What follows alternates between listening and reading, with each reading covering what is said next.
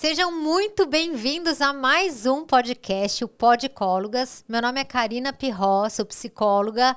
Aqui, teoricamente, tinha que estar minha amiga Nathalie Gudaiol, mas ela foi morar no Rio Grande do Sul. Tô morrendo de saudade de você, amiga. Tem que vir logo pra cá pra gente gravar. E hoje vai ter um episódio muito, muito especial. Vou contar pra vocês, inclusive vou contar pra ela como eu a conheci, porque ela não sabe. É a doutora Júlia. Como que é seu sobrenome? Koneski. Koneski. É doutora psiquiatra, uma graça, a psiquiatra mais linda que eu já conheci. Gente, olha que coisa linda. E eu vou te contar um pouquinho como que eu cheguei até você. E aí eu conto pra vocês também. Então hoje a ideia é bater um papo com uma psiquiatra que eu confio muito no trabalho e tirar algumas dúvidas que vocês têm. Tenho certeza que vai ser um episódio muito bom. Então eu vou te contar como que eu te conheci. Tô curiosa. Olha só que maluco, né?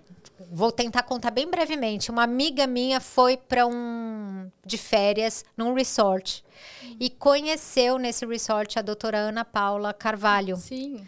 Que é uma psiquiatra que trabalha com qualidade, com psiquiatria do estilo de vida. Isso. E aí, essa minha amiga, que é uma amiga irmã, chama Giovana, chegou dessa viagem e falou, eu conheci uma psiquiatra que você vai amar. Ela trabalha com psiquiatria do estilo de vida e eu achei incrível. Ela passou o nome para mim, passou o Instagram dela. Aí eu vi, né, psiquiatria do estilo de vida. Comecei a ir atrás da doutora Ana Paula, conhecer o que era, que a minha amiga tinha se encantado. Acabei caindo num TED Talk dela, vi que ela era uma pessoa expressiva no mercado para falar do assunto. Comprei o livro dela, comecei a ler sobre psiquiatria do estilo de vida que eu não conhecia. Isso faz mais ou menos, talvez 3 anos, acho que é isso. Ela tinha meio que acabado de lançar, eu acho, o livro. Pelo menos estava falando sobre ele. E aí eu me encantei completamente pela psiquiatria do estilo de vida, porque era exatamente tudo que eu acreditava e eu não tinha lido sobre isso, né? A gente lia um pouco mais, sei lá, de uma psiquiatria integrativa, mas não no sentido, né? Mais no sentido de considerar coisas importantes como alimentação, atividade física, e eu não sabia que existia uma psiquiatria que não era essa integrativa, a ideia era muito mais baseada em evidência, o que tinha de pesquisa mesmo, que mostrava. Amei os pilares da psiquiatria do estilo de vida.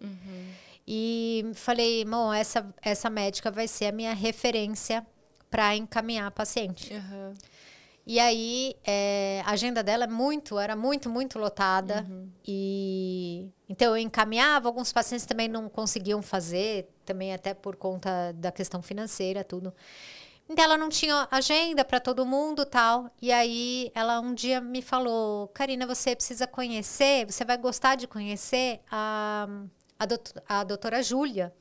Eu não sei se ela usou o termo pupila, alguma coisa que você estudou com ela, alguma coisa. Ela foi minha professora durante a residência médica de psiquiatria. Ah, então pode ser, porque eu acho que ela falou pupila, alguma expressão de que você tinha passado com ela ou em orientação. E aí eu falei, eu quero conhecer. E aí, o que eu fiz, né? Encaminhei um paciente para você. Testar.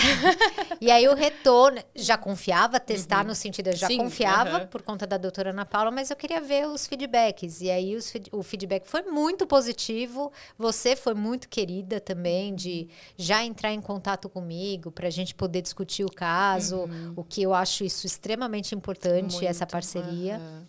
E aí eu comecei a encaminhar todo mundo, né? e você virou a minha referência mesmo de confiança, tanto que você atende familiares meus, tudo, verdade. Né? Então, verdade. Eu trouxe para vocês, na verdade, um presente para a gente poder... Primeiro vocês conhecerem, né, uma psiquiatra que eu trabalho junto e tirar algumas dúvidas pessoais que eu tenho mesmo, sabe? Ou que eu venho estudando e eu gostaria muito de estar com você pra gente bater esse papo. Ai, que Quer legal. se apresentar? Vou me apresentar. Então, meu nome é Júlia Koneski, eu sou psiquiatra. Eu conheci a Ana Paula na residência médica de psiquiatria. Então, acho que até muitos pacientes, às vezes, não sabem nem a diferença de psicólogo e de psiquiatra. Acho que até é uma dúvida, né? Então, antes de eu ser psiquiatra, eu sou médica. Então, eu fiz uma faculdade de medicina. E acho que é até curioso, assim, eu nunca pensei em ser psiquiatra durante a faculdade. Olha. Eu pensei em ser tudo. Eu queria ser pediatra, aí depois eu queria ser ginecologista, aí depois eu queria ser geriatra, aí reumatologista, eu tenho reumatologistas na família, e sempre, e nunca sabia exatamente, nunca era aquilo. Enfim, terminei a faculdade, fui pro interior do Paraná, trabalhar num posto de saúde. Você é de São Paulo? Eu sou de Santa Catarina de Florianópolis. Ah, você é de Florianópolis? Fiz faculdade em Florianópolis. Minha vida inteira, nasci lá, vivi minha vida inteira lá, terminei a faculdade lá. E aí meus pais morei com meus pais até o final da faculdade. E quando eu me formei, um pouco crise existencial, não sabia exatamente o que eu queria, para que lado eu ia. Então, eu lembro que eu chegava e falava assim, agora eu já sei, não, agora é certo, você, pediatra. Aí eu passava no próximo estágio e falava, não, agora sim, agora eu tenho certeza. E eu demorei um tempo para entender o que todas essas especialidades tinham em comum. Eram as pessoas. Então eu me dei conta que talvez eu quisesse ser médica de pessoas, não necessariamente médica de alguma doença ou de alguma doença específica. E aí eu comecei a pensar em psiquiatria, vim para São Paulo, meu marido, na época meu namorado estava aqui. Ele veio antes de mim. Ele é médico também? Ele é médico. É verdade. Ele é neurocirurgião. Isso. E ele veio primeiro. Aí eu fui para um posto de saúde atender a população que vinha e entrava com tudo. X, né? E aí eu percebi que era isso, assim, que eu gostava de estar com as pessoas e queria tratar a pessoa. E resolvi fazer psiquiatria, então fiz a residência médica de psiquiatria aqui em São Paulo, no HC, na USP. Terminei a residência e na residência foi que eu conheci a Ana Paula. Então essa história é muito interessante, eu não sei se eu sabia e não lembrava que tinha essa ponte. Acho que você não sabia. Eu acho que não lembrava, não sabia que tinha essa ponte com a Ana Paula, mas a Ana Paula foi minha chefe durante a residência e a gente rolou ali. Eu acho que, de alguma maneira, eu me alinhava muito com as ideias que ela tinha, né, de psiquiatria e de medicina, e do cuidado com o paciente, do olhar dela para o paciente. Eu lembro agora, talvez não sei se ela vai lembrar dessa história, mas eu atendi um paciente no meu 2º ano de residência, em que o nosso tratamento foi falar para a família dar uma galinha para aquele paciente. Olha. Então, é isso, assim, né? Ver o que aquele paciente precisava. Em grande resumo, assim, era um paciente que tinha um déficit intelectual. Ninguém ouvia direito o que ele falava. Ninguém dava bola, assim, não, deixa, tá agitado. E ele ficava falando que ele queria uma galinha, uma galinha, uma galinha. Até que um dia a gente falou, gente, vamos ouvir o paciente, né? Por que ele quer? Vamos mudar, vamos experimentar. E a vida dele mudou desde que ele começou a aprender a cuidar. E quando ele pôde cuidar daquele bichinho, ele pôde começar a cuidar melhor dele também. Então, e essa experiência eu vivi meio junto com a Ana Paula, assim. Então, ela tinha um olhar que eu vi nela alguma coisa que pra mim fazia sentido e acho que vice-versa, assim. E desde então, a Ana Paula também foi uma pessoa super importante pra mim, porque ela talvez me encaminhou meus primeiros pacientes. Né? Então, de alguma maneira, você tá aqui, não tenho família aqui, alguém precisa começar acreditar em você de alguma maneira, né? Sim. E ela acho que confiou em mim e começou a me encaminhar pacientes, enfim. E o consultório começa a aumentar dessa maneira, né? Então, foi assim que eu conheci a Ana Paula e assim que eu me tornei médica. Isso faz quanto tempo? Isso tá fazendo essa história, talvez uns 6 anos. Uns 6 anos dessa história. E aí começou. E agora, 2 anos atrás, né, Sim. Karina, a gente se encontrou. Mas, voltando pra tua pergunta, eu acabei... Não, fluindo, mas essa é a assim, ideia. Isso que é gostoso. Então, eu sou psiquiatra, médica psiquiatra, e terminei a minha residência, minha formação. Resolvemos ficar em São Paulo. Hoje eu trabalho no meu consultório particular. Continuo trabalhando na residência médica, no hospital, na verdade, no Instituto de Psiquiatria. Então, eu compartilho... Do HC? Do HC. Ah, é? Você conhece o Dr. Felipe? Felipe? Luiz Felipe. Ele é bem voltado para bipolaridade.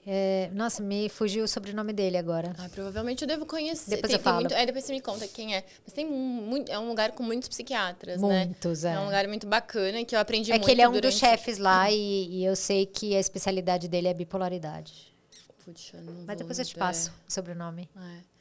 E eu continuo lá, então eu terminei a minha residência médica e eu continuei no serviço. Então hoje em dia... E faz muita diferença estar num hospital do porte do HC, não é? Para sua formação? Eu acho, eu sou muito grata, assim. Eu acho que eu aprendi muito e muito da psiquiatra que eu sou, eu aprendi lá, né? E o HC eu acho que tem muito isso, assim. Muita gente de muitos lugares, com muitas realidades diferentes, que eu acho que é super interessante, né? Então é uma psiquiatria SUS. Tem uma psiquiatria de saúde suplementar também, mas tem uma coisa muito do que a gente pode fazer pela população, né? Sim. E acho que você falou uma coisa que talvez tenha sido um dos grandes pilares para eu gostar muito do seu atendimento. quando entra um paciente no seu consultório, já deu para perceber, mesmo eu não estando no seu consultório, que você pergunta sobre o paciente, né?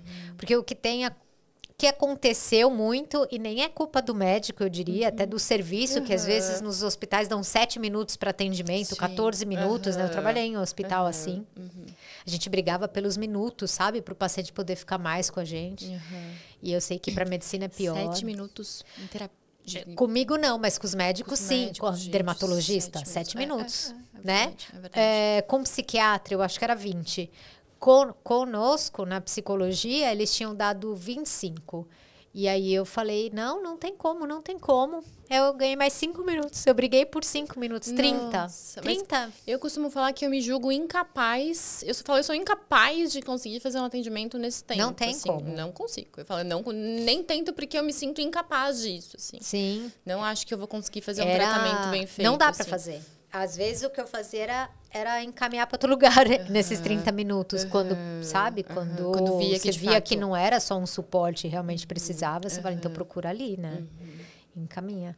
Mas nesse mundo que ficou muito rápido, né, para os médicos, ter tempo de saber quem é esse paciente, porque acho que essa é a primeira coisa que a gente pode conversar um pouquinho, né? Quando entra um paciente no seu consultório, no meu consultório, não entra o sintoma ali, né? Exatamente. Entra toda uma história. Então, a primeira pergunta que eu quero te fazer, até para o pessoal ouvir, é que momento que a gente procura um psiquiatra? Pergunta difícil, Do seu ponto de vista, tá? Acho que é uma pergunta muito difícil, que ela poderia ter muitas respostas, né? Mas vamos pensar aqui. Eu acho que quando você tem um sofrimento emocional, né? Não necessariamente que você tenha uma doença psiquiátrica. Às vezes a gente, para saber se a gente tem uma doença ou se aquilo é considerado um transtorno e que vai precisar de algum tipo de cuidado, talvez a gente precisa passar por um médico, né? Então muitas pessoas acham, e inclusive eu falo muito sobre isso, que é até um pensamento de uma psicofobia, assim, de um preconceito com saúde mental. Já ouvi muito, né, de que psiquiatra é coisa de louco, psiquiatra só trata pessoas esquizofrênicas. Eu costumo falar, Karina, que a maioria dos meus pacientes, o meu perfil de pacientes, quando alguém me pergunta, eu falo, são pessoas como eu e você. E que em algum momento da vida está passando por um momento difícil, né? A maioria dos diagnósticos, se a gente for falar assim, ou de sintomas, são sintomas de cunho mais de ansiedade ou de cunho depressivo, mas que em algum momento da vida aquelas pessoas como nós adoecem emocionalmente falando, né? Não necessariamente tem um diagnóstico, um transtorno, mas estão sofrendo. Eu acho que é um ser humano em sofrimento. Acho que esse talvez seja o principal motivo de buscar. Acho que muitas pessoas têm receio de ir num psiquiatra e sair com um diagnóstico, um remédio. E é triste, mas é uma parte da nossa realidade. Infelizmente, existe um tipo de psiquiatria que, infelizmente, é feita dessa maneira. Então, também não é uma loucura quem pensa que é assim, porque algumas vezes, de fato, é. Sim. Mas não necessariamente. Então, eu acho que o principal motivo se eu suspeito, se eu levanto a hipótese de que talvez eu não esteja bem, não custa nada passar por uma avaliação. Eu digo que o máximo que vai acontecer, e muitas vezes acontece, né? É um psiquiatra falar, olha, sei lá, vou dar um exemplo, alguém está passando por um momento super difícil de um luto. Vamos pegar esse exemplo, né? E tá com um sofrimento emocional gigantesco e muitas vezes não sabe se o tamanho daquele sofrimento que ele está sentindo é algo normal, é esperado, é compreensível, ou está virando um transtorno que precisaria ser medicado. Na dúvida, vai numa consulta. O máximo que vai acontecer, como muitas vezes já aconteceu, Karina, é falar, olha, né, eu entendo que é compreensível o que você está passando, não consegui imaginar que fosse agir de uma outra maneira, que fosse sentir de um outro jeito. Talvez eu, no seu lugar, estaria passando por uma mesma coisa, estaria sentindo da mesma maneira. Então, muitas vezes ir num psiquiatra pra gente, vamos pensar como a gente pode te ajudar, não necessariamente com diagnóstico. Também não é porque é compreensível que a gente vai deixar esse paciente sofrer. Sim. Mas não necessariamente é um diagnóstico, um transtorno psiquiátrico. E então, pode até ser, dependendo do que for, pode até ser temporária a medicação, sim, né? Também. Pode ser Muitas um luto isso. muito dolorido e que não precisa ser tão dolorido. E que às vezes né? é um paciente que está em luto, é compreensível, mas não está dormindo. Não consegue dormir. Então, às vezes, a gente vai precisar medicar uma insônia, uma angústia, para o paciente poder passar por aquele processo de uma maneira um pouco mais leve, né? Não tão difícil. Então, eu sempre falo, acho que qualquer sofrimento, qualquer dúvida, se passou pela cabeça, a ideia de que será que eu preciso de um psiquiatra, eu não vejo problema de passar por uma... Não, a gente não está indo para um tratamento, a gente está indo para uma consulta. Sim, Né? sim. É uma consulta, uma conversa. Pra gente entender onde tá esse sofrimento, da onde isso vem e como que a gente vai lidar com isso. É até engraçado, Karina, eu vou te entregar. Posso te entregar? Pode. Posso te entregar. Você me mandou quando a gente estava conversando por mensagem, eu falei, ai, quais são assuntos que a gente pode conversar e tudo mais. Você escreveu assim pra mim, o que a gente tem além do tratamento psiquiátrico, né? Medicação, além do tratamento psiquiátrico, por exemplo, exercício, alimentação e sono. Isso é tratamento psiquiátrico, né? Eu até pensei assim, acho que a Karina quis falar tratamento medicamentoso, né? Além do remédio. Isso. Foi um ato falho, com certeza. Aí eu olhei e falei, olha só, né? Porque nessa mensagem é como se terapia, exercício físico, não fossem considerados tratamento psiquiátrico. Vindo de você, eu sei que você sabe que é. Mas eu tô puxando esse link, né? Sim. Porque muitas vezes o paciente, inclusive, a gente vai dar um diagnóstico, a gente vai indicar um tratamento que não necessariamente é remédio. E não deixa de ser um tratamento psiquiátrico. Uma consulta pode ser uma consulta terapêutica. Pode ter uma finalidade, uma consulta só, um encontro com o paciente, tanto na psicologia quanto na psiquiatria, né? Sim. Uma consulta pode ter ali quase uma acupuntura, um ponto que você coloca ali naquele paciente e que aquilo é terapêutico. Às vezes o paciente precisa de um acolhimento, de uma validação. E às vezes, de fato, está com sofrimento e a gente vai pensar junto. Algumas vezes é remédio, muitas vezes é terapia, muitas vezes é a gente pensar o que mais a gente pode fazer, pensando em estilo de vida. Sim. Então, exercício físico, dormir bem, se alimentar bem, falar a relação que a gente tem com o trabalho, a relação que a gente tem com a nossa vida, com as nossas amizades, com a nossa família. Então, tudo isso é tratamento. Né? Sim, a saúde mental é absurdamente complexa, porque ela é tudo, né? Ela é tudo isso, né? É o dormir, é o comer, é a atividade física, e eu acho que esse é um ponto muito importante da gente comentar, porque as pessoas, em geral, acreditam que saúde mental, quando pensa em saúde mental, pensa em tratamento medicamentoso. Só que aí ela vai lá e dorme mal, ela não se alimenta e ela acha que ela tá fazendo o tratamento. E não entendeu ainda a complexidade que é o nosso cérebro, que ele não adianta ser dormir 2 da manhã, acordar, né? Cada dia num horário Mas muito bom. Mas eu vou puxar uma coisa antes de entrar nessa, que é uma história pessoal. Claro. Que foi muito importante para mim. Que eu tive acesso à psiquiatria como paciente, né? Que interessante. E ninguém sabe dessa história. Eu tive um assalto. Eu dava aula numa faculdade, eu tinha meu consultório. E eu tinha uma empresa de psicologia que prestava serviço de psicologia para um hospital. Então, eu trabalhava bastante e tal. Tinha filha pequena. E aí, eu peguei o meu carro, depois de dar aula em faculdade. E pensei, eu vou fazer um caminho maior. Eu não vou pegar a Avenida do Estado, porque é muito perigosa à noite. Eu saía da faculdade às 11 da noite. Eu vou pela Paulista, que é menos perigoso. E eu pensei isso com uma certa alegria, de falar, poxa, olha como eu cuido de mim. Sabe? Foi uma coisa assim, não tão consciente, mas eu lembro de ter essa felicidade, sabe? De falar, como eu cuido de mim, que legal. E aí eu fui por outro caminho que era maior, tal, e eu tava muito feliz, que eu amo dar aula, e eu tava cantando, muito feliz no carro, voltando. E eu parei num semáforo e eu ouvi um barulho muito alto, eu não entendi o que aconteceu, e depois o barulho foi de novo, quando eu olhei pro lado, tinha um homem tentando quebrar o meu vidro, um rosto muito agressivo, negócio na mão. E a minha bolsa não estava em cima. Então, muito rapidamente, eu pensei que ele ia me machucar, né? Ele ia me sequestrar alguma coisa, porque não era roubo da bolsa, né? Assim, foi muito rápido. E nesse susto, porque eu estava cantando, né? E foi muito oposto o que aconteceu, essa cena agressiva, eu acelerei, bati no carro da frente, bati no carro do lado, passei no meio dos dois, num semáforo fechado pra gente na Paulista, que perigo. né? E saí da cena. Só que aquilo foi assim, over pro meu cérebro, né? Então eu tava assim, muito nervosa, tal, pensei, falo com a polícia? Não, porque tem mais risco parar com a polícia. Vou pra casa. No caminho, eu chamei meu marido, falei o que aconteceu e falei, tô chegando em casa, tava assustada, tava chorando e tal. E aí aconteceu que eu cheguei no meu prédio, parei o carro na garagem e eu tinha um medo antigo de criança que era a escada. Escada eu sempre tive medo. Medo que eu sei exatamente de onde veio. Minha mãe falava, cuidado, nunca entra na escada, pode ter alguém que vai te pegar, aquelas coisas. Então, naquele momento, meu cérebro tava pé. Eu olhei pra escada com medo da escada e aquele elevador que não chegava e tal. Aí, chegou no meu andar. Sabe quando você vai dar aquele alívio do tipo, meu Deus, cheguei em casa, eu abri a porta, meu marido tava atrás da porta. Porque ele viu meu carro chegar. Nossa. E, imagina, pra mim, era tipo, um assassino Ele foi ali. te esperar na porta. Ele foi me esperar, que nunca me esperou na porta. Então, quando eu abri, eu não imaginava tivesse alguém. Eu tive um sei lá o quê no elevador, né? Eu comecei a gritar de susto, mas eu via que era ele e eu não conseguia parar de gritar. Então, sei lá o que eu tive, né?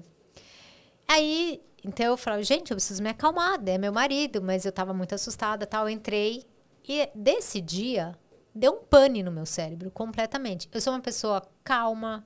Calma não é tô sempre fazendo coisa, mas sou feliz, calma, tal. Ligou um botão. Eu lembro que eu tava no sofá, assim, com muito medo, tal. O vizinho de cima apertou a descarga dele e eu dei um grito. Nossa, tipo, meu cérebro realmente estava muito em alerta. E aí, desse dia, que era em outubro, mais ou menos, eu tinha que continuar dando aula na faculdade, à noite, mas eu não consegui pegar o carro mais. Então, no primeiro dia, a noite foi terrível. Eu ficava vendo o rapaz, né? Aquela cena repetidas vezes, tal. 1 dia, 2 dias, 3 dias, 4 dias com medo. E aí eu achei, pra mim, foi uma experiência, hoje eu posso falar, que foi um presente. Hoje eu vejo isso como um presente, porque hoje, quando alguém vem com muito medo ou com alguma coisa que vive com isso, tipo, eu falo, meu Deus, essa pessoa, eu sei o que essa pessoa tá vivendo, né? A minha sorte foi que isso foi por um tempo muito curto, mas eu me emociono até de lembrar. E aí, quando isso aconteceu e que não passava essas cenas, eu não dirigia, eu dormia à noite, aí eu falava pro meu marido, me abraça, eu tô com medo. Ele me abraçava. E aí eu olhava pro banheiro e parecia que ia sair alguém de lá. Aí eu falava, Karina, tipo, não vai sair ninguém, mas não tinha como conversar com o meu cérebro, ele resolveu ter vida própria. E aí eu procurei um médico também, outro psiquiatra que eu confio muito, que é o Dr. Luiz Felipe. Na verdade, não era ele na época, foi outro, foi o Dr. Marcos, de uma outra época minha. Eu fui nele e eu falei, acho que eu tô com um TEPT, né? O transtorno de estresse pós-trauma. Aí eu contei pra ele falou, certamente e tal. E aí ele me medicou. Eu não consegui pegar carro mesmo, eu me virei, né? Na época eu peguei uma pessoa, um motorista para me levar, que eu queria cumprir a minha função. Mas tem uma coisa muito interessante agora dessa história. E também o porquê que eu tô contando. Eu tô contando porque é isso. A gente tá vivendo normal e alguma coisa acontece e a gente pode precisar de ajuda. Eu pedi ajuda porque saiu do meu controle. A minha mente tinha a vida própria. E eu percebi que poderia ser TEPT. Eu não queria que isso desse continuidade. Mas alguém pode não saber dar nome e buscar ajuda. Sim. Fui medicada na hora certa. A medicação me ajudou absurdamente. Então, ela fazia a minha mente acalmar, coisa que eu não conseguia. Então, saiu do controle. Então, foi uma experiência muito positiva a medicação. E aí, eu tomei medicação lá, sei lá, no final de outubro, novembro inteiro, dezembro inteiro. E aí tem uma coisa muito importante que aconteceu e que eu via isso nos meus pacientes e foi muito importante para mim.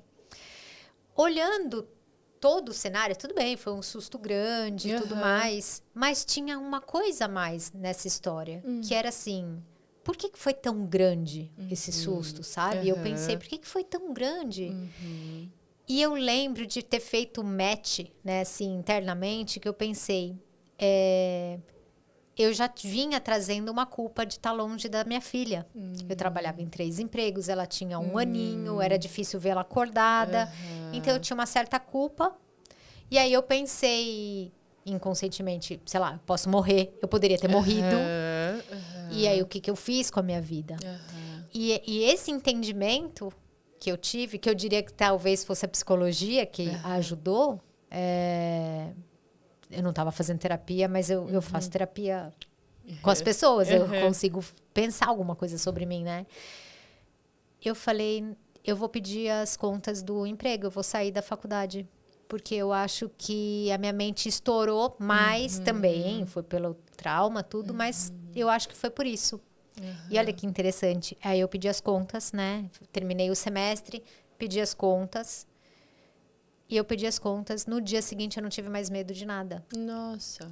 Tanto que eu liguei para o meu médico e falei, olha, eu queria passar para a gente poder discutir a retirada da medicação, porque eu realmente tenho certeza que eu não preciso mais. Olha só. Então, a medicação, ela foi muito importante para o apoio do trauma, mas ela foi importante até o dia em que eu resolvi algo que estava ali fervendo antes, que era tal do excesso de trabalho e essa culpa, né?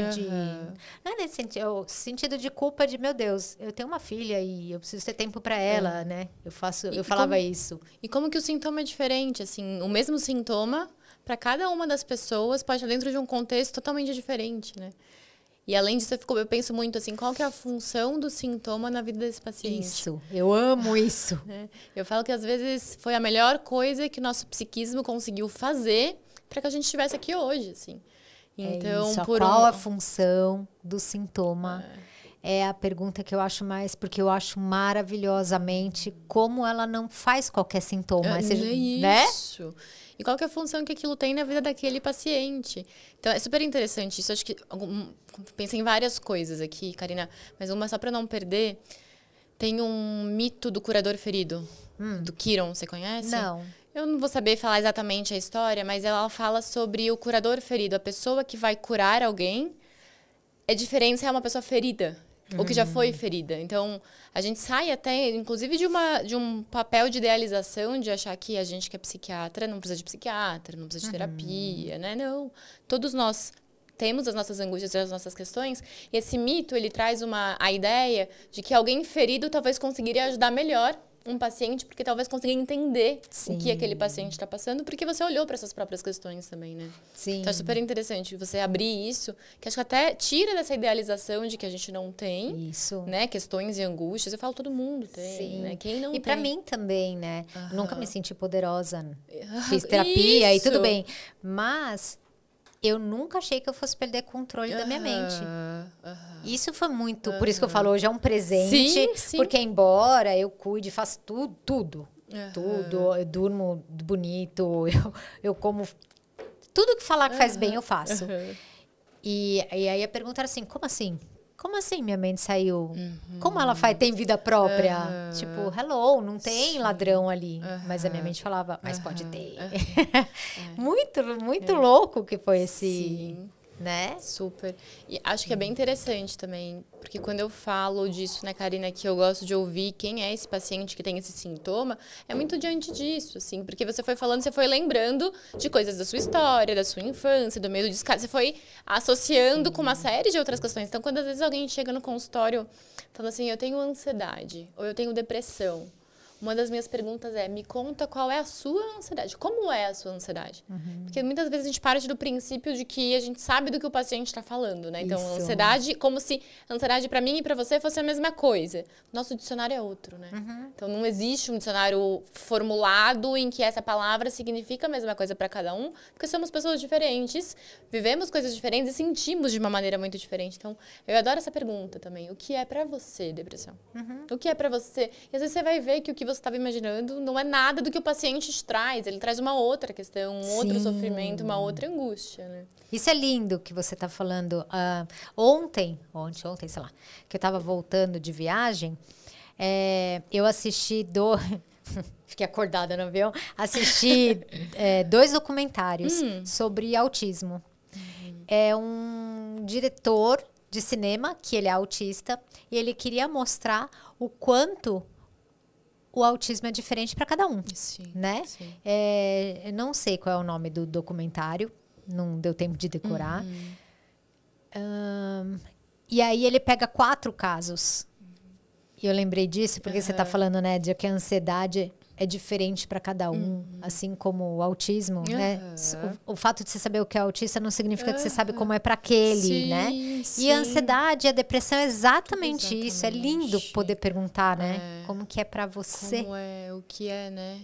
Essa curiosidade de saber o que um serviço de 7 minutos não tem como saber isso. Você vai ouvir só o sintoma e você não vai estar conseguindo Isso. saber a história por trás. Você né? dorme bem, não dorme bem, tá comendo menos, né? Isso. E aí a gente acaba correndo o risco de fazer um diagnóstico por critérios diagnósticos, né?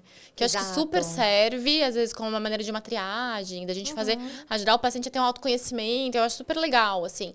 Mas não pra gente fazer um diagnóstico e um tratamento em cima disso, né? Porque... Até porque você nunca vai saber se ele precisa de galinha ou não, não é? Exatamente. Não é? Exatamente. Porque se não tiver história, você não vai saber como você ajuda. Exatamente. E aí, eu não sei se você faz... tem essa mania, que é a minha mania, de pensar sobre, pensar sobre a mente e tal. Você se questionou o que está acontecendo com...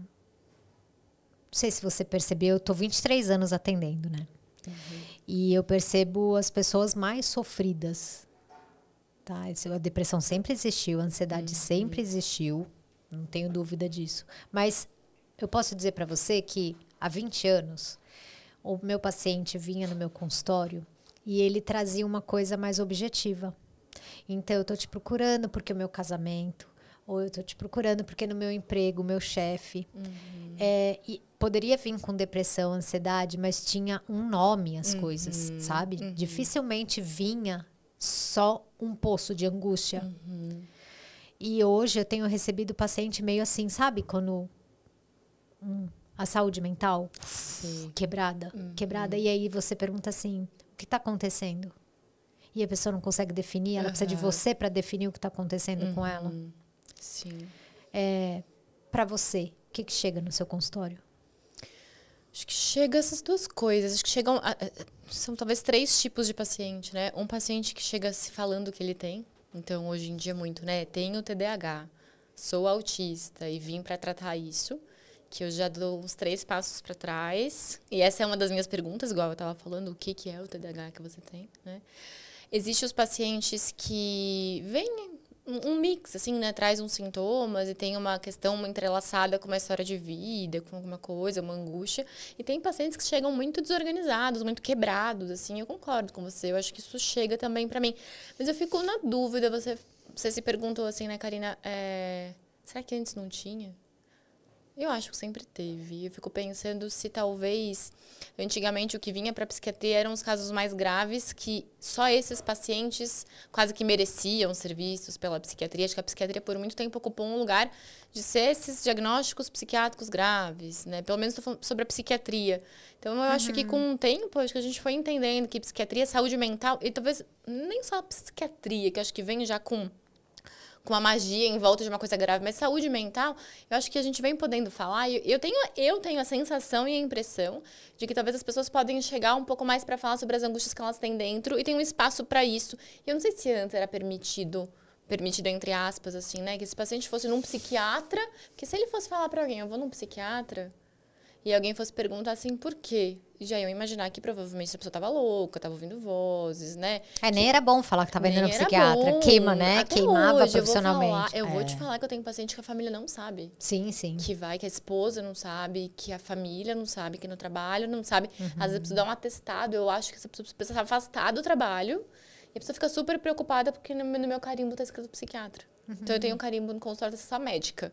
Mas eu falo, se colocar no Google, vai ver que o meu nome é psiquiatra. Mas ok, então, existe ainda, existe. Eu falo que... Até do ponto de vista profissional, né? Profissional, porque assim, puxa, se esse profissional, se essa pessoa tá tratando com psiquiatra, não deve tá bem. Não é uma pessoa... Poxa, e é perfeito que ela esteja em tratamento, tá? Vou avisar vocês, seus CEOs e donos de empresa, se o seu funcionário reconheceu e foi buscar ajuda, ele tem mais chance de trabalhar melhor para você do que alguém que tem os sintomas e não procura ajuda, tá? Então, pega essa. O seu profissional que tem sido acompanhado por um psicólogo ou psiquiatra, ele vai trabalhar muito melhor para você. Então, fica com essa aí. É verdade, eu concordo, né? Não é verdade? Porque é isso que eu tava falando. Meus pacientes são pessoas como eu, como você. Sim. Então, que tem alguma angústia, alguma questão. Todo mundo tem. Talvez hoje em dia, isso que me veio na cabeça, assim, né, Karina? Que talvez hoje é um pouco mais permitido, menos tabu procurar um atendimento de saúde mental, né? Nossa, mas eu evito olhar, tá? Mas às vezes, o que tem na minha rede social? Tem alguns jornais que eu sigo. Sigo muito poucas pessoas, porque eu já percebi o que me faz bem e o que faz mal. Eu sigo receita que eu vou fazer e jornal para saber o que está acontecendo no mundo. Aí você olha uma reportagem lá qualquer, quando você abre os comentários, juro, eu fico assustada com as pessoas. Eu fico assustada. Talvez essas pessoas já existiam, Sim. tá? Agora nem preciso comparar, mas eu olho aqueles comentários e eu falo, meu Deus, o ser humano é mau? O ser humano tá mal? Ou o que é isso? Porque para mim é assustador. Eu recebi já hate, não muito, porque eu não sou muito briguenta, eu só entrego conteúdo, sabe? Então, se alguém não concordar comigo, vai ser algum profissional. Porque, enfim. Mas eu já recebi hate, uma ofensa, e aí eu fui lá no particular, isso é uma coisa interessante, né? Eu fui lá no particular da pessoa e expliquei para ela alguma coisa, dei atenção e não retribuí a agressão. Todas as vezes que aconteceu isso, a pessoa baixava a guarda na hora e pedia desculpa e falava que ia apagar, e eu não tinha pedido para fazer. Então eu falava, aquela pessoa agressiva, ela é boa. Porque eu fui lá falar com ela, se sentiu mal e apagou. O que está acontecendo que ela vai lá e agride, né? E esses dias eu perguntei, sei lá, que eu perguntei nos meus stories, eu falei, sei lá. E aí eu perguntei, quem aqui é da turma do hate? E quem aqui, sei lá, outra uma palavra que eu pus. Assim, eu fiz uma caixinha fazendo algum comentário. E eu pus aqui, me fala aqui se você é da turma do amor ou se você é da turma do hate. Cara, 7% falou do hate. Sério? E aí eu pensei, o que essa pessoa é? É tipo... Além dela ser do hater, da turma do hater, ela ainda expõe pra mim, né? Aí eu pensei, nossa, então eu vou tirar essas pessoas, né? Se elas são do hater, eu pode... Aí eu pensei, não, mas elas estão aqui, elas precisam de ajuda. Enfim, todo esse comentário, só para passear um pouquinho aí dentro das nossa área, que é a nossa área de saúde mental, eu fico um pouco preocupada com as pessoas. Mas eu acho que talvez exista uma atualização dos transtornos no decorrer do tempo, porque a gente vai mudando, né? Eu acho que a vida que a gente tinha 30 anos atrás muito diferente da vida atual. Então, eu acho que da mesma maneira que foi tendo não vou chamar de evolução, porque muita coisa é uma involução, né? Mas o tempo foi passando, as questões foram mudando e eu acho que talvez os diagnósticos... Então, a gente tem muitos diagnósticos mais contemporâneos também, né? Vou dar um exemplo. Talvez a gente não tivesse um diagnóstico de vício em jogos eletrônicos. Verdade. Há 50 anos atrás. Né? De celular, de internet, é uma coisa que... Então, eu acho que de alguma maneira vai também mudando o diagnóstico e a forma de expressão do sofrimento. Eu tenho a sensação que o sofrimento sempre existiu, eu diria, assim, de maneiras diferentes. Ele vem se manifestando, talvez hoje, de acordo com a sociedade em que a gente vive, de uma maneira mais contemporânea. Talvez sejam novas apresentações de um mesmo sofrimento. Talvez, quem será que era o hater na época em que não existia internet? Talvez, sim, Eu li a história da Dona Maria Louca, que acho que foi mãe do Dom Pedro, não sei qual Dom Pedro. E Dona Maria Louca, ela foi conhecida, né? Quer dizer, já tinha lá o bullying. E a história dela, voltando aí, né?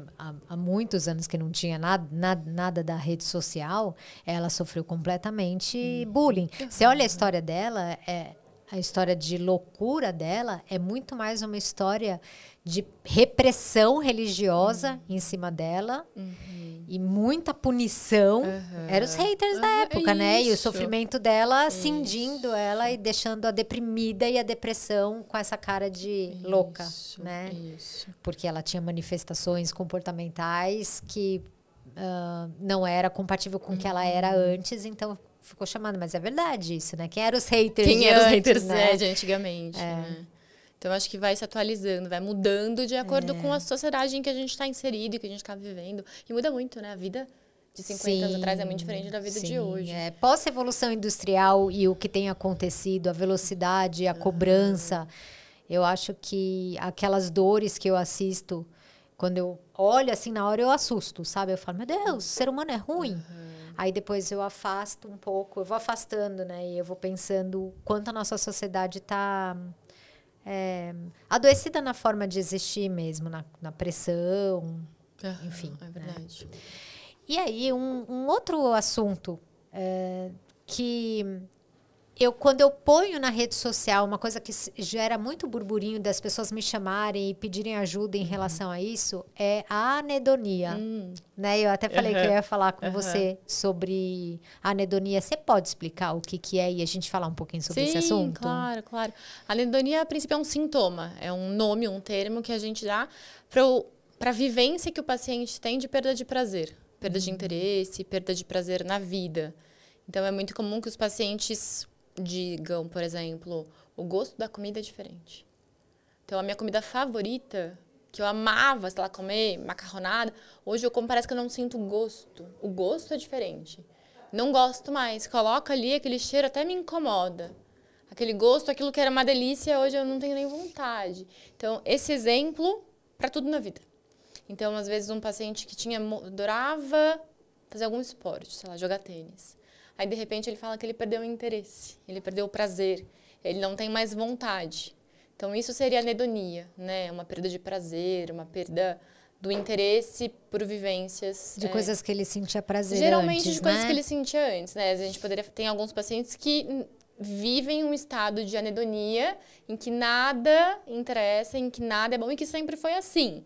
Quase que um desinteresse pelo mundo, nada é suficiente a ponto de chamar a atenção, né? Mas a princípio, principalmente quando a gente está falando sobre depressão, é algo que a gente, de alguma maneira, pergunta, né? Tem alguma coisa, geralmente a pergunta que eu faço, assim, tem alguma coisa que você adorava fazer e que agora perdeu a graça? Alguma coisa que se amava, se te fazia por paixão, você sentia felicidade e que agora perdeu o prazer? Por exemplo, sei lá, sair com os amigos, e jantar, sair para fazer exercício, trabalho. E é muito comum que os pacientes falem e deem exemplos como esse que eu falei do macarrão, que até o sabor, é como se o sabor da vida ficasse meio amargo, tudo ficasse meio amargo, nada fosse trazendo interesse, assim. E o que explica isso? O que tem de explicação sobre por que a pessoa chegou nesse estado? Aí eu te diria a minha maneira de olhar a psiquiatria. Por que este paciente sente isso? Então, meu jeito de psiquiatria é um jeito muito da individualidade, assim, por que este paciente não está conseguindo sentir o gosto da vida, né? O que houve, o que aconteceu? O que está tirando o gosto da vida? O que está tirando o gosto da vida, né? Porque o que aconteceu que levou a um desinteresse? É muito comum esse sintoma na depressão, mas não necessariamente, né? Então, por exemplo, nem todo mundo que está triste está com depressão, né? Nem todo mundo que está no estado depressivo está com transtorno depressivo, né? Então, estar momentaneamente com um sintoma não necessariamente é igual a um diagnóstico. Então, a depressão seria o diagnóstico psiquiátrico que mais contaria com essa questão da anedonia. O paciente deprime. Eu costumo falar que a depressão é como se a gente colocasse um óculos em que a lente que a gente enxerga o mundo é uma lente diferente. Uma lente ofuscada, preto e branco, em que tudo perde a cor. Então, o paciente com um quadro de depressão, ele pode ter esse sintoma e muitas vezes a anedonia vem junto em relação a isso. Então, eu olho para aquilo, não é mais legal. Não estou mais afim. Isso com tudo, né? Vou dar alguns exemplos, por exemplo, que não necessariamente a gente diria que é uma anedonia, mas vai para o mesmo grupo, assim. Alguém que perde o apetite. Existe um perder apetite de uma questão mais orgânica, de não ter fome, mas muitas vezes, assim, como perder o prazer pela comida, e muitas vezes a gente come porque a gente gosta, a gente escolhe. Tem uma comida que eu não gosto, uma comida que eu gosto, eu vou na que eu gosto. E se nada eu gosto? Então, muitas vezes, a perda de apetite de um paciente pode também estar relacionada com uma questão mais de uma anedonia, de uma perda de prazer, uma baixa libido. Como se você não tem prazer com nada, nada está te interessando, talvez, inclusive, uma questão de uma libido, de uma vida sexual também não vai te interessar. Então, é um sintoma que, então, em resumo, né, poderia estar mais relacionado a um quadro de depressão, mas eu acho que é muito da individualidade, a gente entender por que aquele paciente perdeu o gosto pela vida. Sim, eu também assim, né? acredito. Você sabe que quando você fala de, por exemplo, um paciente que nada mais ele quer comer, eu lembro de não poucas vezes, que eu trabalhei no hospital 13 anos, né, no hospital geral. E eu atendi os pacientes no quarto, e aí às vezes acontecia de chamar a psicologia porque o paciente não quer comer e tal. Daí, não precisa muito. Você conversa lá, entra no quarto, faz, né? Até o paciente ter lá o vínculo mesmo com você, sentir que pode confiar. Logo depois ele fala que não quer mais viver. Na verdade, o não comer já é uma coisa, eu não quero nem viver, quanto mais comer. Não vem tão claro assim, mas você vê no esse discurso, é um ótimo exemplo, não é? Esse é um exemplo bem comum. Eu pensei num outro exemplo bem comum, assim, da gente pensar numa explicação, igual você está falando. Sim. Claro que a gente está dando generalizações, né? Estamos falando da mas psicodinâmica, isso, mas pensando, por exemplo, o paciente deprimido, muitas vezes ele está muito preso no passado, né? Então, muitas vezes ele está preso em alguma coisa que ele não consegue ter interesse por mais nada na vida, porque está com todas as atenções voltadas para aquilo de trás, e que se toda a energia e todo o pensamento tá naquilo, não sobra para comer. Exato. Não sobra para viver, para fazer o esporte que gostava. Todas as energias estão presas naquilo, né? É o falatório mental, né? Na verdade, nessa viagem, eu levei um livro comigo do Ethan Kross. Ethan Kross é o nome dele. E ele é um especialista nessa conversa interna que a gente tem com a gente, né? Que ele dá um nome, daqui a pouquinho eu vou lembrar qual que é. É tipo um chat com a gente mesmo, né? Ele deu um nome para isso. E é isso, que conversa que você tá tendo internamente que tá fazendo você ter os sintomas e a vida que você tem hoje, não é? Porque se o papo interno com você mesmo é sobre as coisas que você não fez direito, que droga de escolha que eu fiz, por que eu falei aquilo. Enfim, se a conversa interna que você tem é com esse discurso, dificilmente vai ser uma pessoa que tem vontade de ir pra praia e comer uma macarronada feliz, né? Porque ela tá presa nesse universo. Mas isso a gente pode dizer do ponto de vista de dinâmica psíquica, de história de vida, mas se a gente deixar só um pouquinho a história de vida de lado, e aí entender um pouco fisiologicamente o que explicaria a anedonia? Poderia ter uma baixa de dopamina, por exemplo. Então, dopamina é um neurotransmissor que costuma dar um ânimo, energia. Então, a gente poderia... Tanto que, na verdade, algumas medicações que para tratar a depressão, além de ter um intuito de aumentar a serotonina na fenda sináptica, também tem um intuito de aumentar a dopamina, né? Mas é difícil porque é muito, muito complicada essa correlação. É difícil da gente conseguir falar, puxa, a anedonia quer dizer que tem pouca dopamina na fenda? Não sei. A gente tenta... sabe, né? A gente tenta... a depressão, por muito tempo pensou, a depressão é falta de serotonina. Mas hoje em dia a gente sabe que não. Né? Então é difícil, assim, correlacionar, ainda assim. Não, né? Ainda... Quando eu estudei, falava-se disso. Eu tinha aprendido, imagina, a minha formação de 2002, não da faculdade, a faculdade foi antes. Em 2003 eu me formei na Unifesp em medicina comportamental. E a gente tinha aula de psicofarmacologia, enfim, e entre outras coisas. Na aula de psicofarmacologia eu lembro exatamente da gente falar de depressão como algo relacionado à serotonina, 2003, né?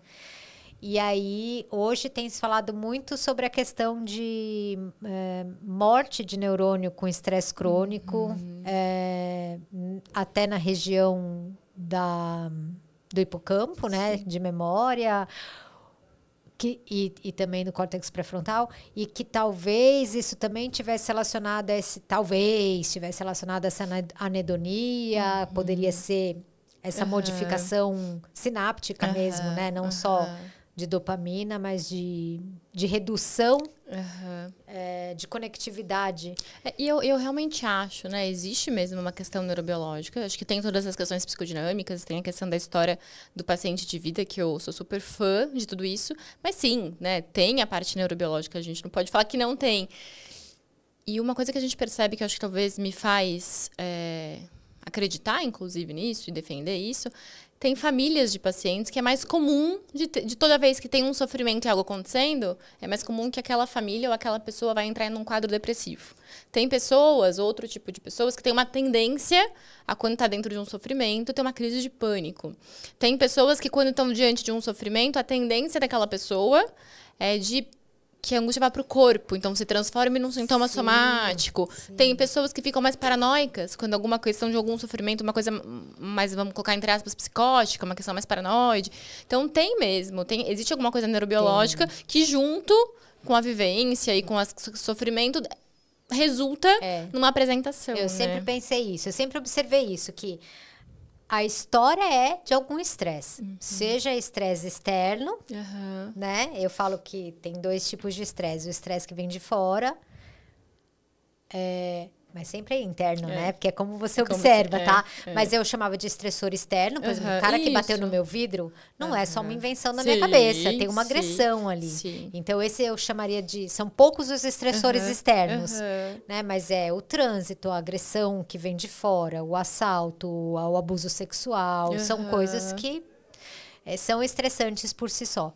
E como você vivencia o estresse, que é o seu estressor interno, né? Como você enxerga. Esse mesmo incidente que aconteceu com você poderia ter repercussões pega a mesma cena, tira a Karina e coloca a Júlia. Pronto. Tira a Júlia e coloca a sensação e o que vem a partir disso é totalmente diferente. Com certeza. Né? Até a questão que eu contei, né?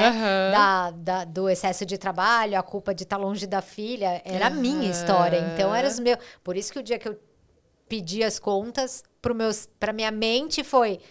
Você fez o que eu queria.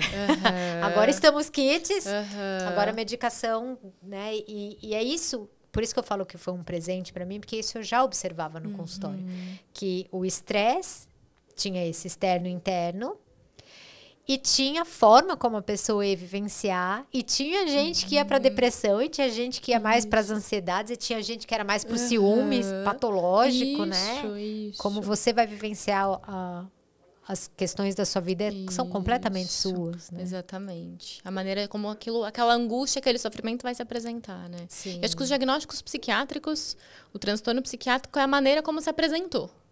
É como que chegou ao mundo, como que a gente consegue enxergar o sofrimento daquela pessoa, né? Sim. E que a gente acaba dando um nome para tentar cuidar daquilo. Né? E nunca é aleatório, né? Nunca é... Por exemplo, eu digo aleatório no sentido de... Por que tem gente que vai pro toque? Né? Eu vou mais longe, assim. Concordo plenamente. Eu vou até um pouco mais longe do que isso. Quando alguém, dentro de um quadro de uma esquizofrenia, né, que tem um sintoma psicótico, então um delírio, que para a psiquiatria é uma alteração do que a gente está pensando. Então, por exemplo, mesmo dentro da esquizofrenia, as pessoas encasquetam com coisas diferentes. Não é à toa que aquele paciente encasquetou e está ouvindo uma voz que está falando exatamente para ele aquilo. Isso. Aquilo que a voz está falando tem a ver com a vivência daquele paciente. Isso. No hospital, no INCOR, um caso que a gente ouviu da doutora Belkis, que eu tinha comentado, foi de um paciente que era um senhor. E essa história vai ficar bem claro que ela contou.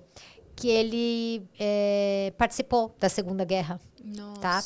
E aí ele fez uma cirurgia cardíaca, né? Uma cirurgia de grande porte, tomou muita medicação e ele entrou no estado de delírio, né? Que um dos sintomas é o delírio, né? O pensamento delirante mesmo. E o quarto dele ficava num andar alto, né? E as janelas abertas. E o delírio dele era de aviação. Que ele estava no avião de guerra. E era exatamente um piloto. Ou seja... Exatamente, é o que ele tem a ver com a história dele, Então, por que ele não delirou com Joaninha? Né? Ele delirou com o avião. E o tratamento, fora, né, toda a questão do delírio mesmo, foi mudá-lo de quarto para que ele não tivesse num quarto com essas janelas, só para diminuir a chance desse delírio que para ele era muito sofrido porque remetia à guerra, né? Isso, eu vou puxar essa história é muito, muito legal, até pra gente pensar uma coisa. A gente trocou o paciente de quarto e aí isso sumiu, certo? O sintoma psiquiátrico está resolvido. A gente tem 2 escolhas. A gente fala, pronto, passou, deixa pra lá, vida que segue, alta da psicologia, alta da psiquiatria. Ou a gente pode falar, que bom, que melhorou, o delírio 1 resolveu, não tem mais delírio. Mas tem alguma coisa que gera uma angústia nesse paciente. Vamos continuar falando sobre isso, né? Porque, claro, não nesse contexto que o paciente está, mas assim, em algum momento a gente poder rever. A guerra tá ali, né? A guerra tá ali dentro dele. Assim, ele passou por aquilo, ele viveu aquilo. A Segunda Guerra tá lá. Então a gente poderia só falar, pronto, resolvido. Que muitas vezes vou te falar assim, acho que o meu maior medo de medicar um paciente é que a gente faça isso com um sintoma e com o sofrimento dele. Porque muitas vezes a medicação vem de uma maneira em que ela anula o sofrimento e a pessoa se põe a não precisar pensar sobre, né? E, então, o sofrimento tá lá, né? O sofrimento tá lá. O sintoma saiu, mas o Exatamente. sofrimento tá lá, né? Porque... É o casamento que a pessoa tá extremamente infeliz, ela tem sintomas de estresse, ela toma medicação... E ela não faz nada com a vida dela, né? Então, que bom, né? Exatamente. Sim, se você não cuida... Que é a história da tal da causa, né? Eu vou te dar um exemplo. Eu lembrei agora de uma paciente que ela me contou. Ela chegou pra mim já tomando medicação, tinha um quadro de ansiedade. Eu, inclusive, aumentei a medicação pro tratamento de ansiedade dela e eu tava muito bem. Em algum determinado momento, a gente resolveu começar a diminuir o remédio. A gente foi diminuindo. Ela foi ficando bem. E aí, numa consulta comigo, ela me falou assim... Doutora Júlia, você não vai acreditar. Eu descobri que a minha funcionária estava me roubando. Aí eu falei, nossa, sério? Dela, você não vai saber. Você não vai acreditar no pior. Eu falei, o quê? O que é pior do que isso? Assim, né? Puxa, dela, eu sabia. Há 7 anos ela estava me roubando e eu sabia que ela estava me roubando.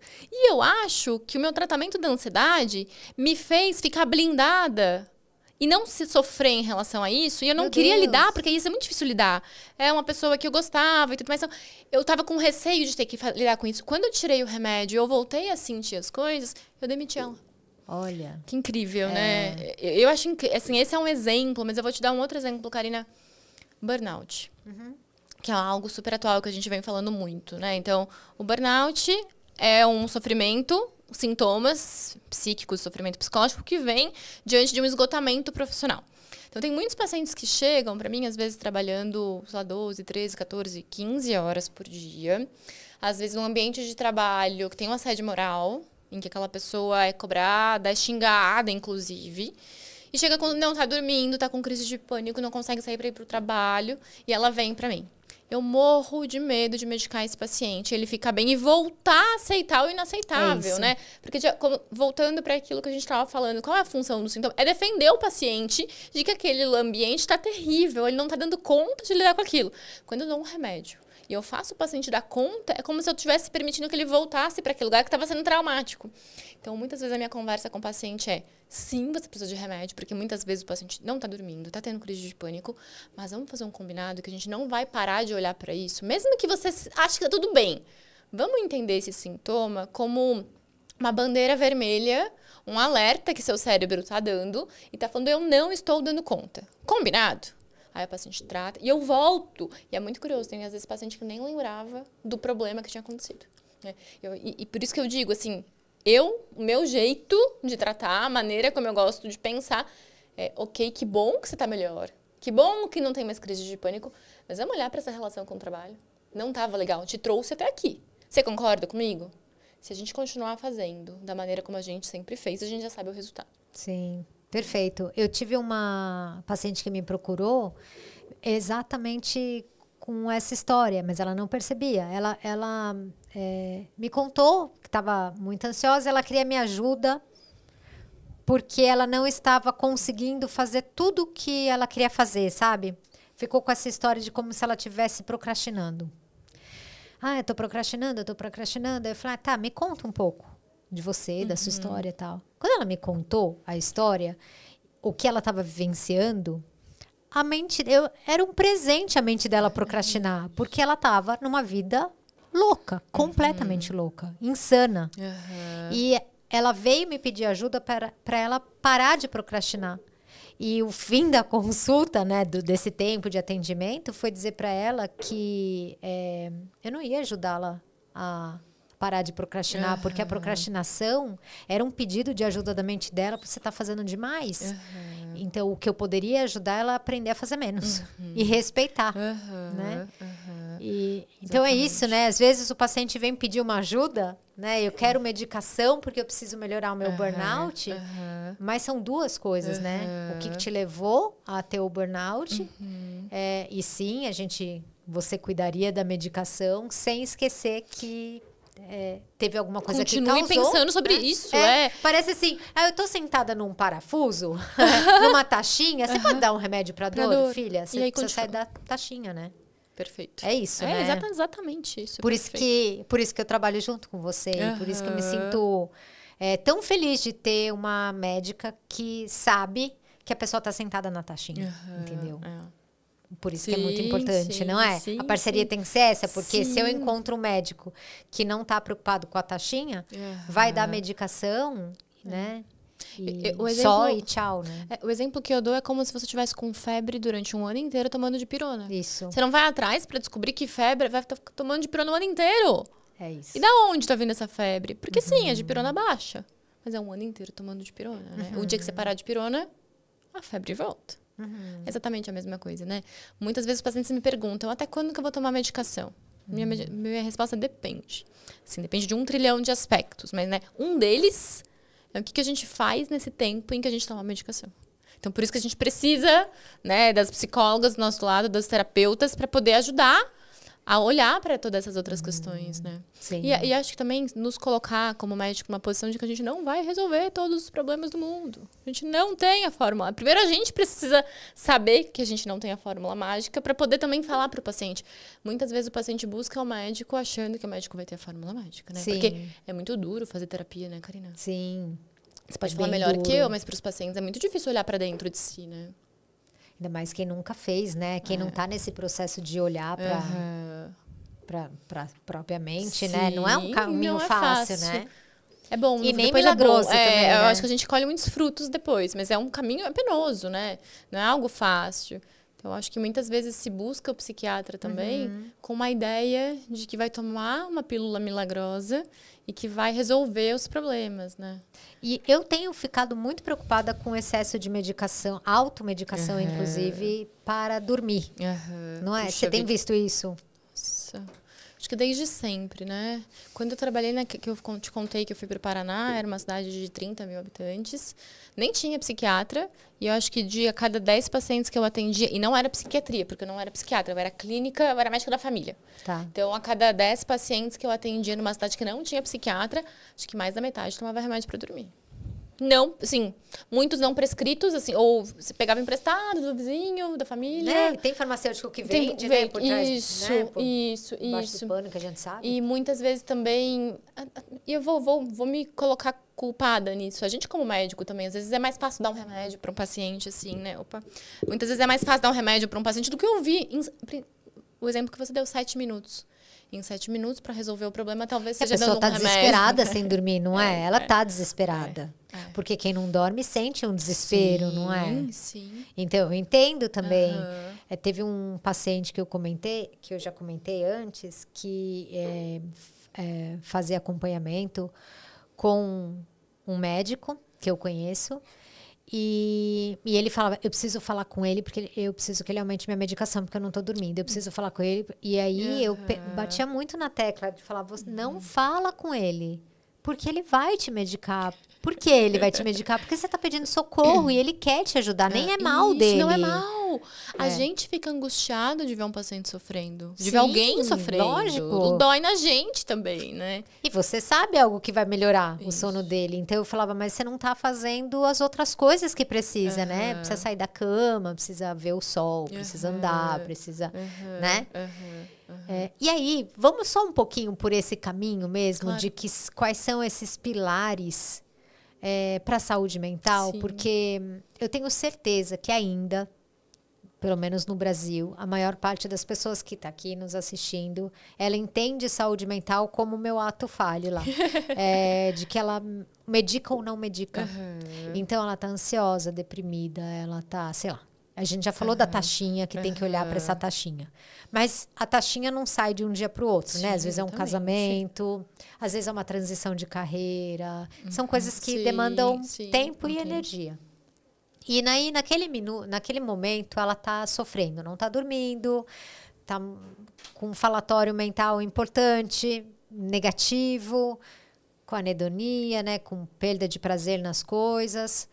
E aí ela, às vezes, só enxerga a medicação como a solução.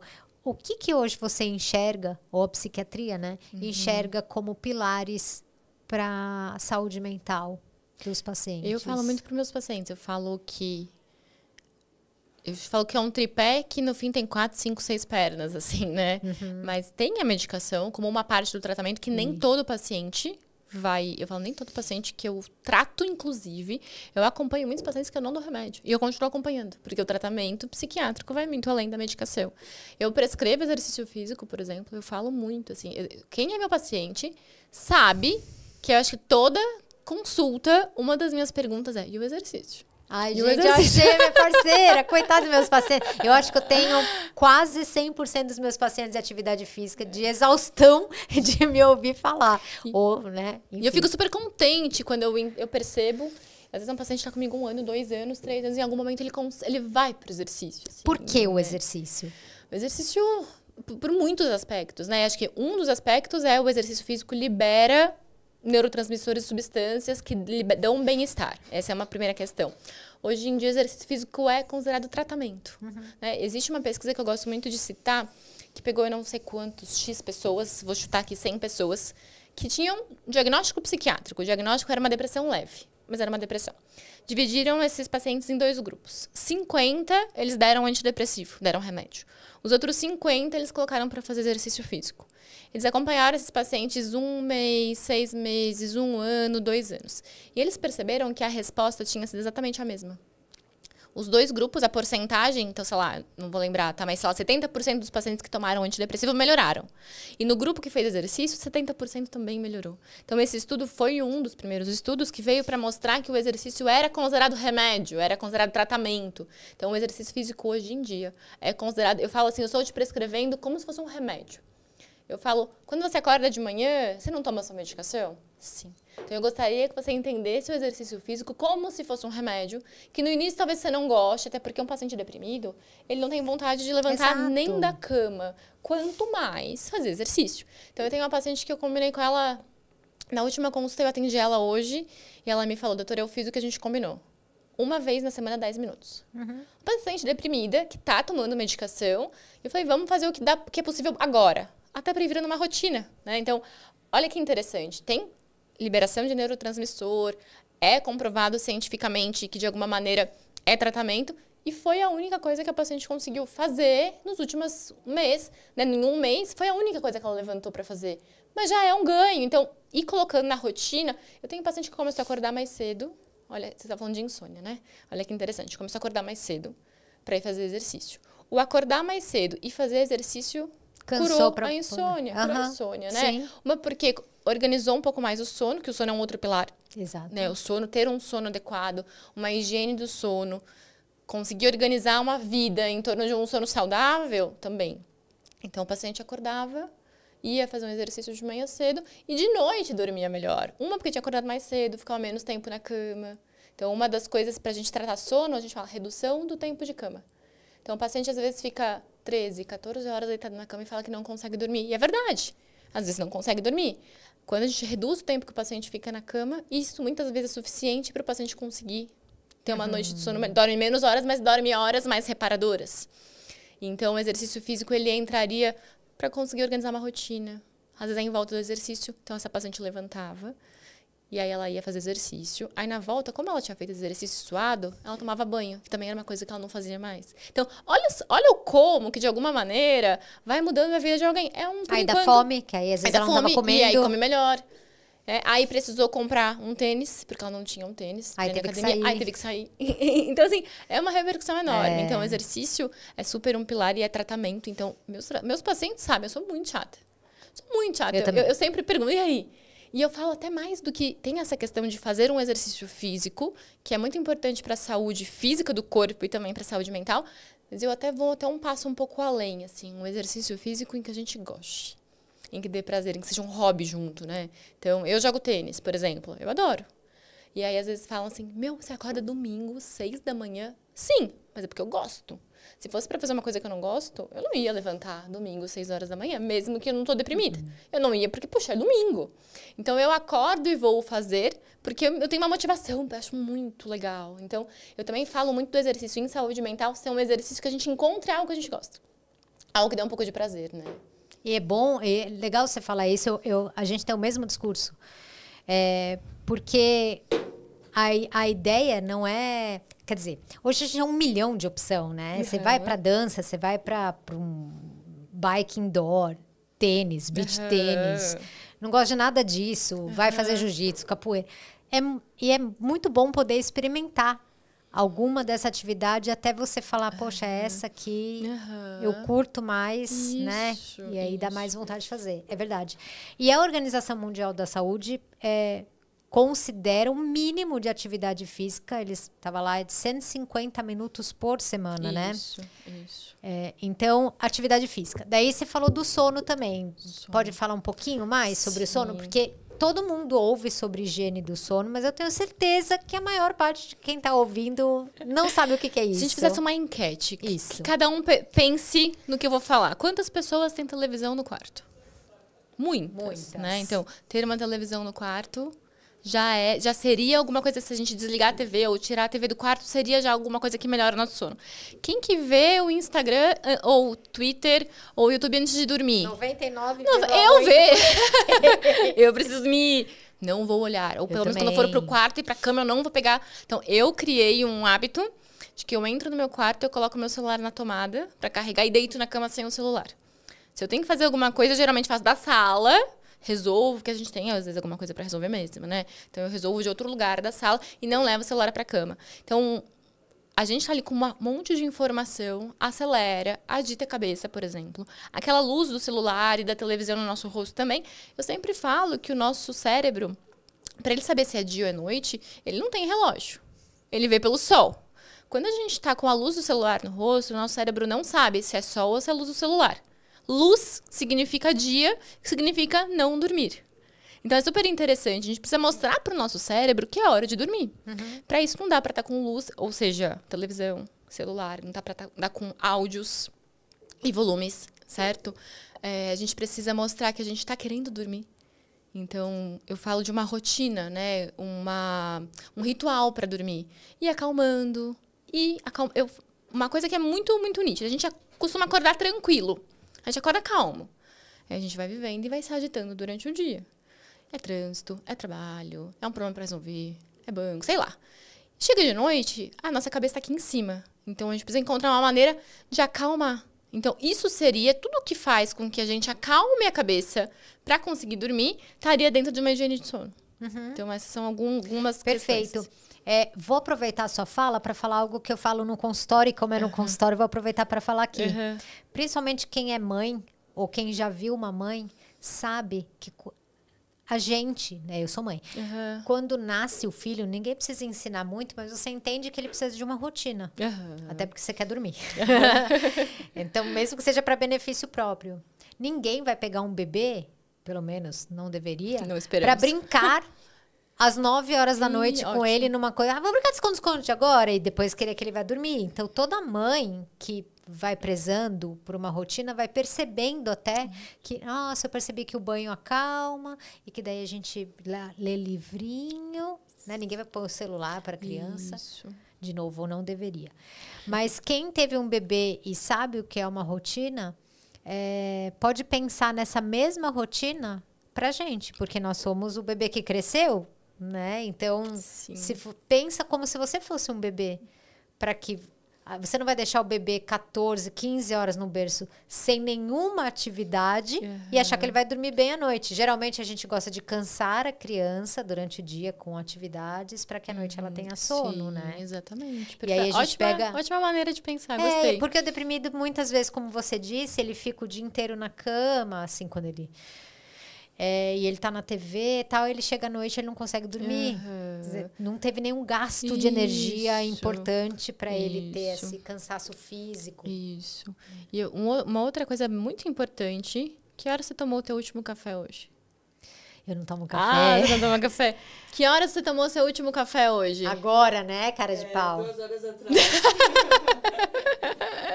E a meia vida dele, né? Meia vida, né? Ele vai estar na sua corrente sanguínea. Ele vai estar. Então, assim, esse é um outro exemplo de uma higiene do sono, que é qual que é o horário em que a gente vai tomar coisas que nos estimulem. Isso. Então, tomar café...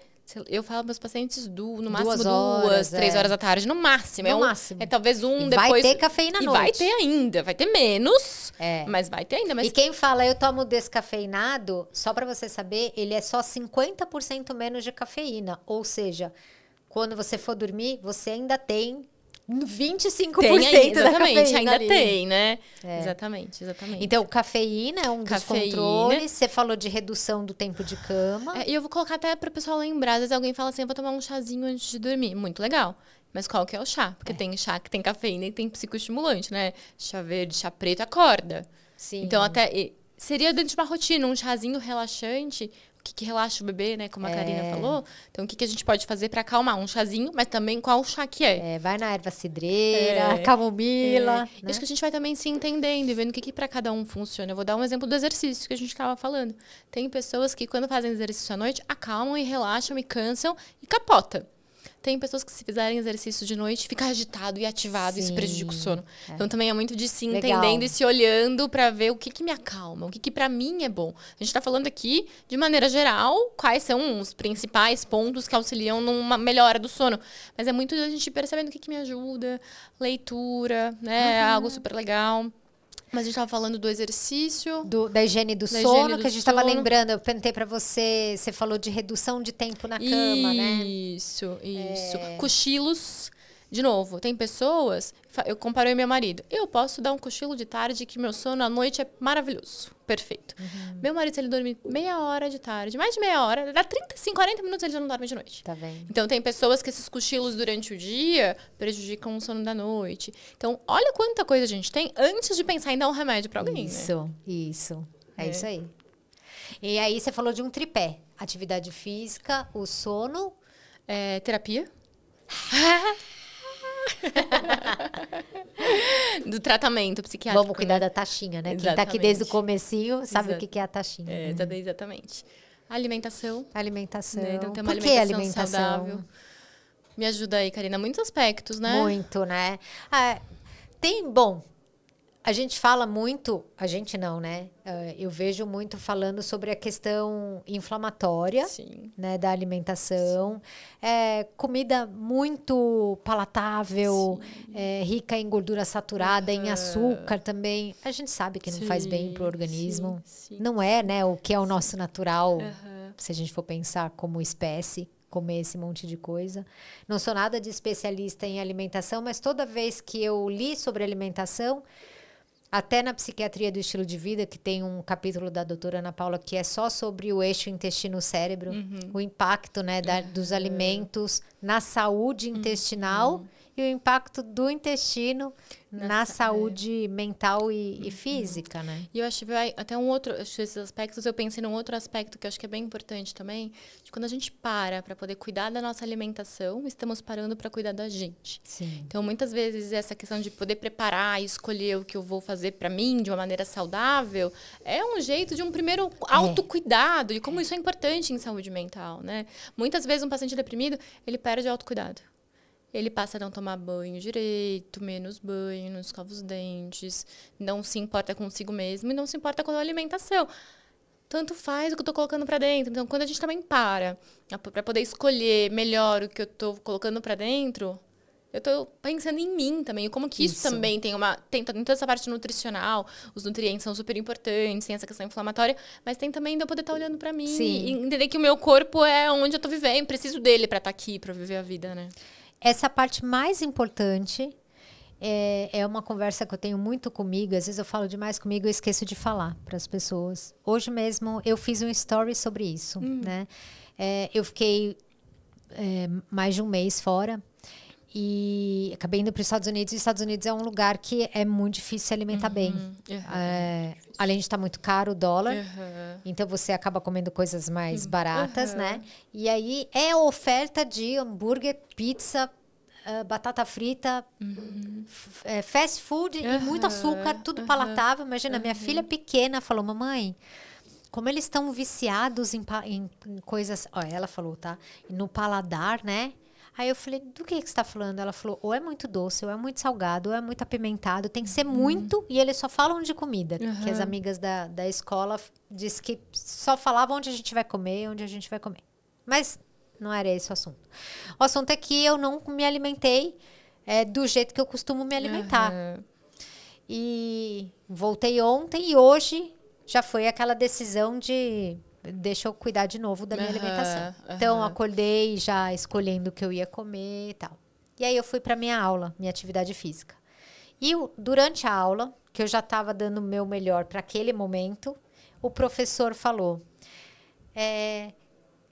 responde aqui para mim, durante a aula, qual foi a última vez que você deu o seu melhor para você mesmo? Ele fez essa pergunta e depois ele complementou assim, então faça seu melhor agora para que amanhã você pelo menos possa dizer que a última vez foi ontem, né? E aí eu fiquei pensando nessa frase dele e eu pensei, como é importante, que eu acredito, a gente fazer o nosso melhor pra gente, né? Em qualquer coisa que seja. Na escolha de alimentação, sei lá, o professor mandou esticar o braço, você pode fazer assim, ou você pode tentar esticar. Você pode arrumar a cama de qualquer jeito, ou você pode falar, eu quero deixar mais arrumadinha pra você, né? E o quanto fazer o nosso melhor em cada coisinha nos dá uma potência. Porque é aquela sensação que a gente tem de falar, eu fiz o meu melhor. E quando você faz o seu pior, você também tem essa frase pra você, né? Você poderia ter feito, arrumado a cama e não arrumou, você sabe que você não arrumou. E a mensagem que você tem interna é de que você não arrumou. Diminui a potência.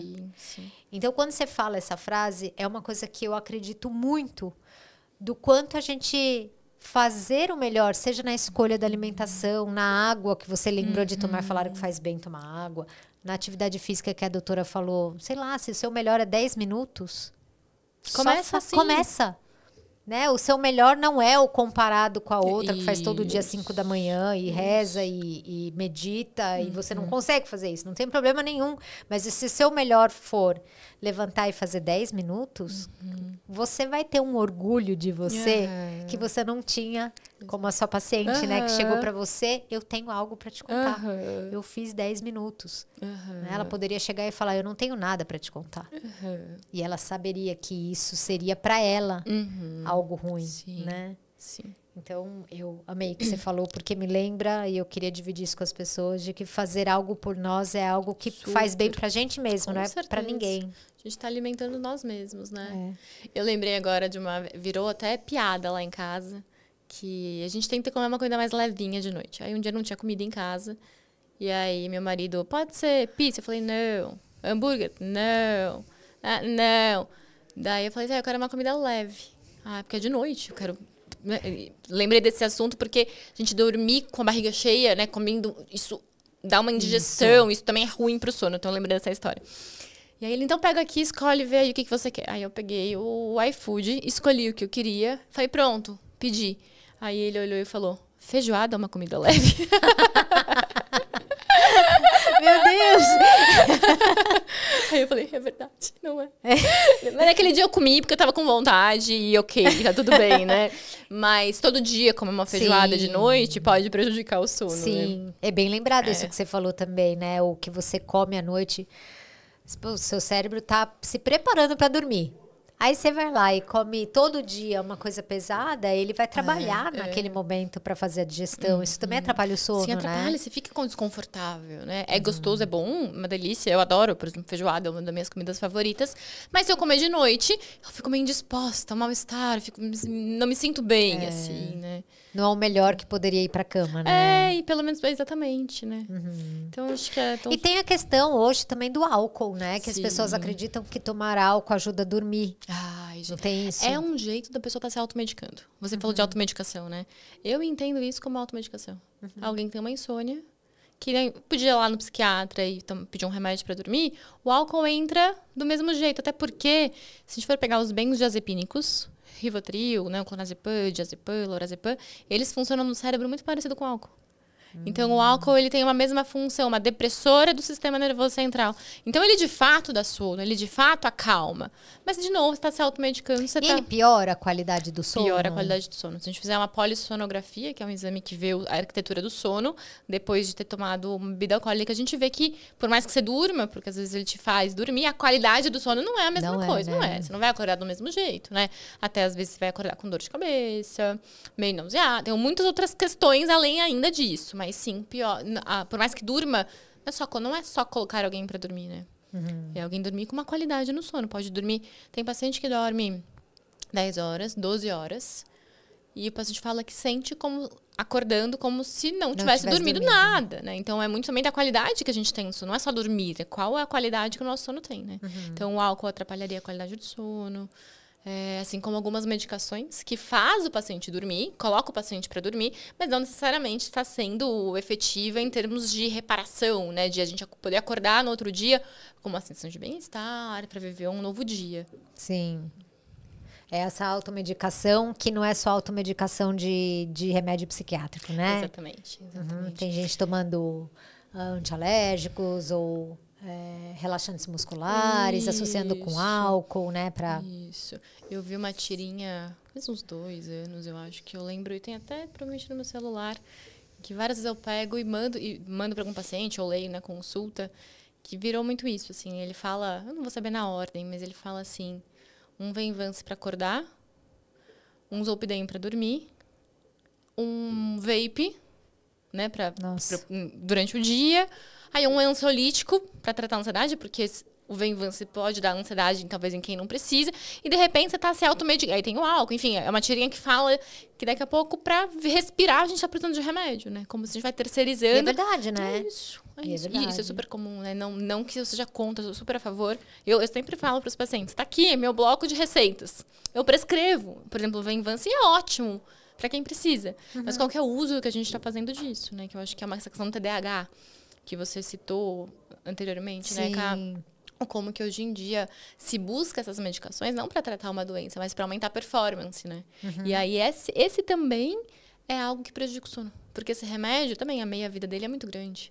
De noite, às vezes o paciente toma um remédio de dia para dar conta de tudo que ele quer fazer. Tá cansado, mas precisa continuar trabalhando, quer continuar trabalhando, né? Então, muitas vezes para isso.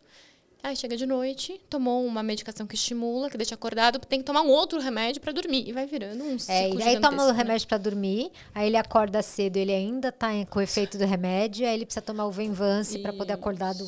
Cara, é muito louco, assim. Isso é assustador, né? Assustador. E é mais comum do que a gente gostaria, né? Muito mais comum. E às vezes, quando eu pego o paciente que tá assim, mega medicado e até automedicado, você nem sabe mais o que está acontecendo ali, se é depressão, se não é depressão, né? Meu Deus. Exatamente. Até porque a gente tem quadros psiquiátricos induzidos por remédio. Então, a gente tem pacientes que vão tomar um Venvance, por exemplo, e cursam com ideação de suicídio. Tem pacientes que vão tomar um Venvance e fazem um quadro de mania dentro de um transtorno bipolar que nem imaginava que tinha, ou induzido por medicação.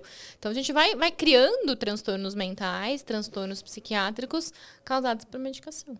Então, é muito grave, né? Essa brincadeira, né? Ou de prescrever indiscriminadamente, ou se automedicar, ou pegar de alguém. É muito comum também. E, de novo, não é por mal. Mas você tá com alguém sofrendo do seu lado, que não tá dormindo, é muito fácil. Toma aqui o meu remédio para dormir. Nossa. Não é por mal. Tá querendo fazer com que o coleguinha, a pessoa que ela gosta tanto, possa ter uma noite de sono boa. Mas olha, né? Então, você não sabe o histórico dela, você não sabe o que tem na família, né? Tem, como você disse, tem medicação que abre para surto psicótico. Então, só Se você quiser realmente ajudar seu amigo, não ofereça seu remédio para ela, ofereça o telefone do psiquiatra. Assim. Ofereça ajuda, Não é, ofereça ajuda. Nesse caso, se a pessoa precisa dormir, ofereça, oriente bem. Exatamente. Acho que a melhor coisa que a gente pode fazer é isso. Eu entendo, é um acolhimento, mas não dê remédio, né? Acho que isso de autoprescrição e de prescrever um colega, eu costumo falar, eu não prescrevo, eu, médica, psiquiatra, não prescrevo nem minha família.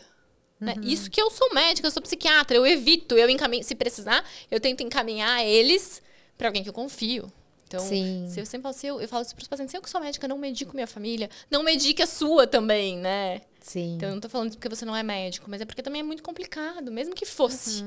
Tem a interferência do que a gente acha que a pessoa tem também. Da angústia, da nossa contratransferência, de como que a gente se sente em relação àquela pessoa, né? Você cuida, você sente que você cuida bem da sua saúde mental, olhando todos esses pilares? Eu acho que sim, tá? Eu acho que sim.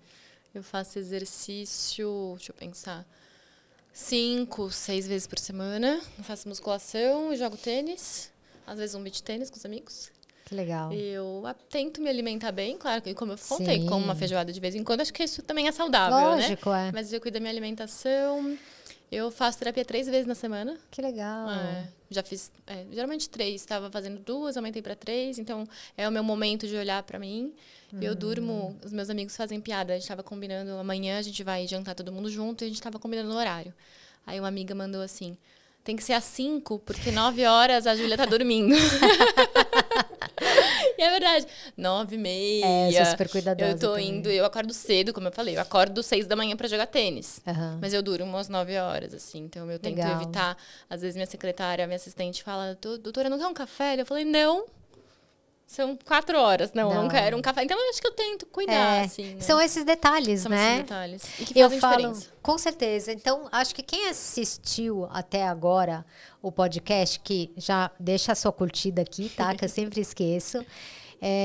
Se você ouvir com bastante atenção, você vai ver um monte de coisa que você pode fazer, implementar na sua vida para melhorar a saúde mental. Muitas vezes vocês entram lá no meu perfil, eu respondo todo mundo, né? Dá um pouco de trabalho.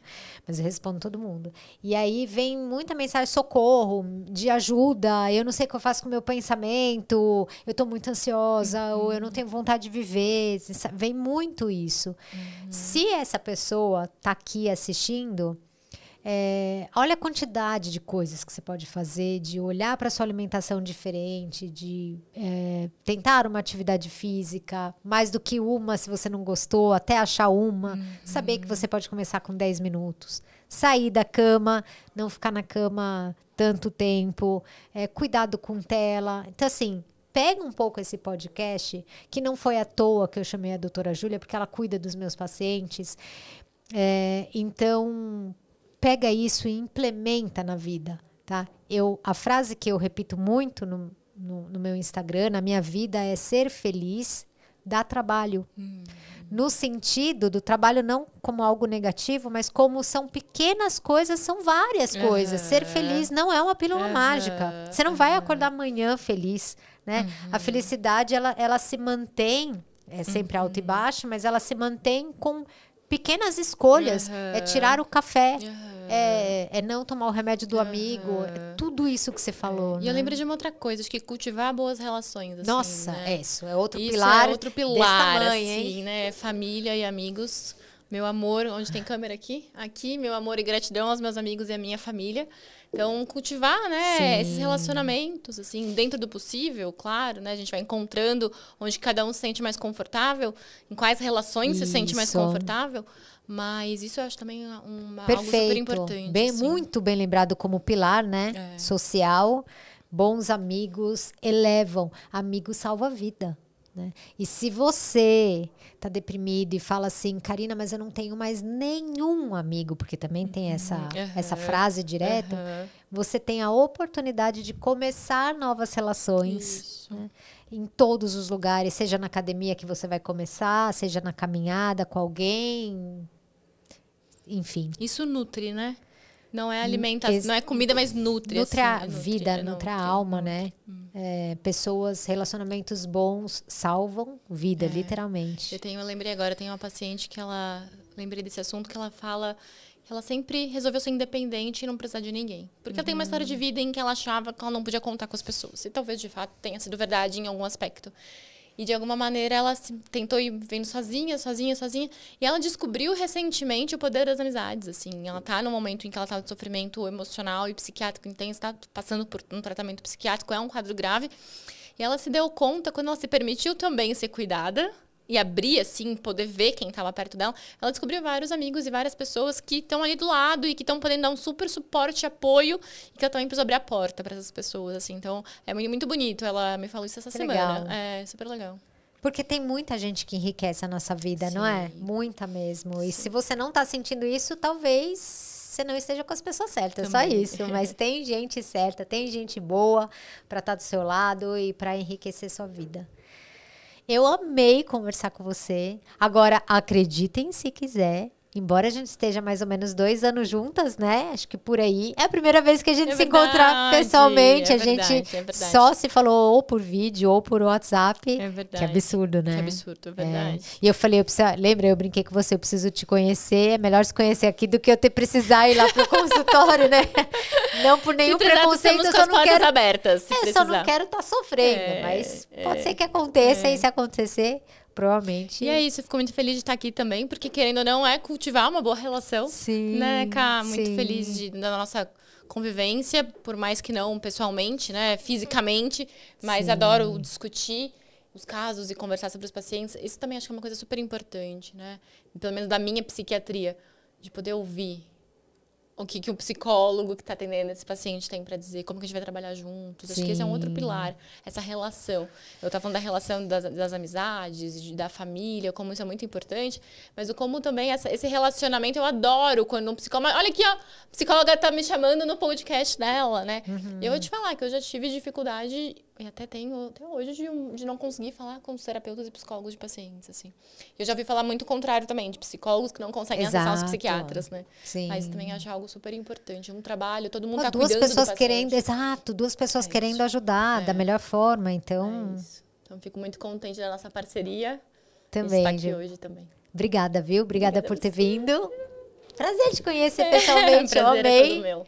Já sabia que era linda, não sabia que era tão linda, é uma princesinha aqui. Pessoal, muito obrigada por vocês terem participado. Se você ainda não se inscreveu no nosso canal, se inscreve. Aproveita, compartilha aqui esse podcast, que pode ajudar muita gente até desmistificar, né, essa questão da psiquiatria e da psicologia. Deixa aqui seus comentários, suas perguntas. Quem sabe a gente faz um encontro 2 com a doutora Júlia. E vou aproveitar para deixar ela se despedir e também falar como que as pessoas podem te encontrar, porque provavelmente, agora que vocês conheceram a minha médica de referência, vocês vão querer encontrar a doutora Júlia. Você pode falar olhando para essa câmera aqui. Eu sou difícil de encontrar, Ká. Então vocês me procuram que eu passo o telefone. Tanto que é a minha inauguração num podcast. Se me procurarem nas redes sociais, não vão me encontrar. Não tem meu telefone, mas tem um e-mail. Depois eu deixo um e-mail. De repente, aqui embaixo eu deixo aqui para vocês. E o telefone do também, consultório, de repente. Mas vocês podem me procurar, eu respondo pessoalmente todos e eu dou o telefone dela. E, aliás, você trouxe um assunto importante que eu vou terminar falando isso. Muitas vezes eu encaminho meus pacientes para uma outra psicóloga, ou porque eu não posso atender, ou para psiquiatra, e vocês pedem rede social da pessoa. O fato de uma pessoa ter rede social ou ser muito influenciadora não significa que ela é boa, tá? Tomem cuidado com isso. Porque eu tenho psicóloga que eu confio absurdamente e que não tem 3.000 seguidores e daí, entendeu? Ela é excelente. Então, para de associar a profissional boa com o número de seguidores, porque como a doutora Júlia, ela simplesmente não curte esse universo super de exposição. Ela aceitou esse convite, aqui que eu fico muito grata. Mas o fato de você procurar e achar ou não encontrar o nome dela não tem nada a ver com o potencial que ela tem, como vocês viram, tá bom? Então fica essa dica aí pra vocês. É um prazer, Ká. Muito obrigada a todo mundo que tá aqui com a gente. Né? Até mais. Tchau, tchau. Beijo, gente. Tchau, até a próxima.